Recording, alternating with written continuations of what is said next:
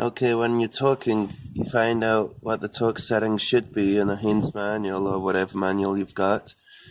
And then when you want to know, that's 22 foot-pounds. So if you're looking at the torque wrench here, if you look at the scales, don't know if you can see that. So we've got 10, 20, 30, 40 on that side, and these are the 5s, 5, 10, 15.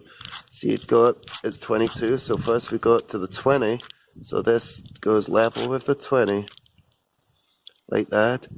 Zero's in line with the 20, so that's 20. Then we go past the 1, go past one more, that's 2, that's 22. So that's how you set your torque wrench to 22 foot-pounds.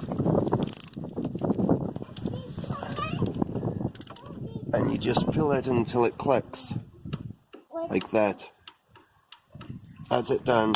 There's a state, that's stage 1, stage 2 is angle, that's 90 degrees. So that's basically a quarter turn. There is a gauge, but I can't put my gauge in here. So I'm going to use this and just turn it a quarter turn, but I'm going to need to hold it with this bar, if possible. So I don't have the right tool to get into there, but I'll try this. Which way am I going to turn it? That way. I'll try it like that, and I'm going to go quarter turn. So that's roughly, this is straight up, so I need to get this. That would be like 45, do that once more. It's really tight.